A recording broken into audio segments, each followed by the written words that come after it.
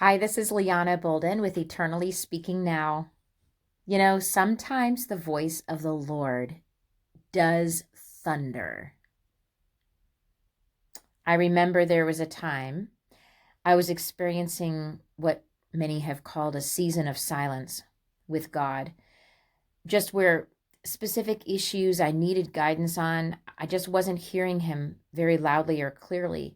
And even in some other situations, I wasn't hearing Him at all. Then I came across these verses. Psalm 29, verses 3 to 5. The voice of the Lord is over the waters. The God of glory thunders. The Lord is over many waters. The voice of the Lord is powerful. The voice of the Lord is full of majesty. The voice of the Lord breaks the cedars. Yes, the Lord splinters the cedars of Lebanon. Wow, when I read this, I was filled with a godly jealousy for what the psalmist felt when he was inspired by the Holy Spirit to write this. I wanted God's voice to thunder.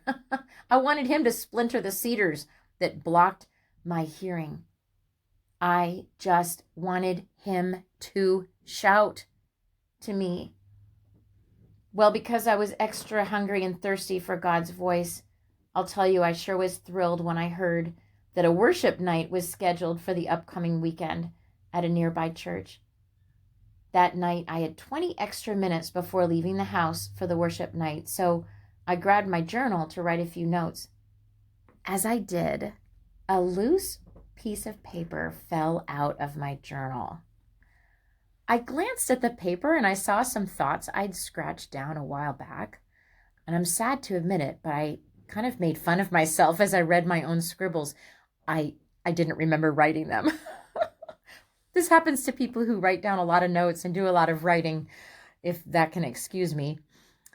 Anyway, the notes seemed very random and disconnected.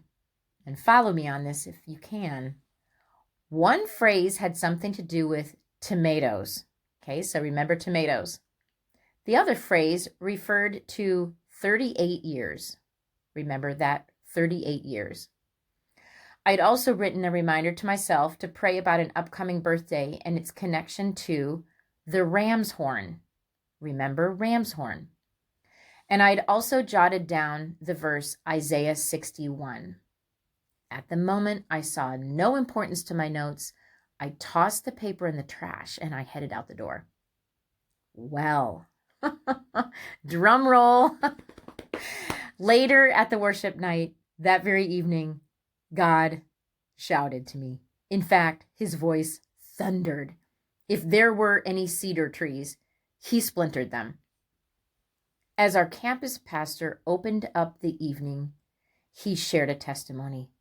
And I kid you not, his testimony had to do with a bag of tomatoes. Then between songs, another pastor shared insight from John 5 regarding the man who had an infirmity for, how long? 38 years. A few songs later, the worship leader shared a testimony having to do with Joshua 6 and the wall of Jericho. I lost track of how many times he said ram's horn as he read from that chapter. Near the end of the evening, I kid you not, another person quoted Isaiah 61. Each seemingly random and disconnected phrase that was on that piece of paper I'd scratched notes on a while back, each of them held a personal meaning to me that night, and the Lord had shouted them to me as his people worshiped together in community. Catch that. This happened while God's people had gathered together to worship him in unity. The next morning, I revisited Psalm 29. Guess what the first two verses say? This is so cool. Here are the first two verses. Give unto the Lord, O you mighty ones.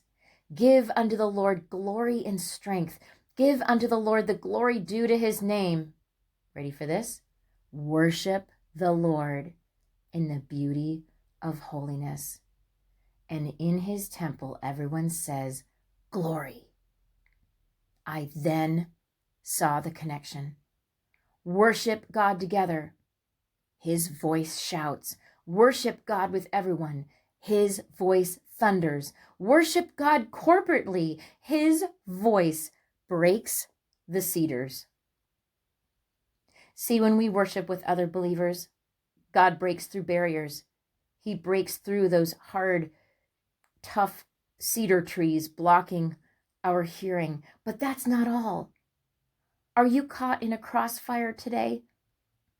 Worship God with everyone in his sanctuary, and Psalm 29:8 promises that the voice of the Lord will divide the flames of fire. Are you stranded in your own personal wilderness? Worship God together with his saints, and Psalm 29:8 promises God's voice shakes the wilderness. Psalm 29 finishes with these promises. The Lord will give strength to his people. The Lord will bless his people with peace. God's voice will come. His word proves it. And so does this testimony.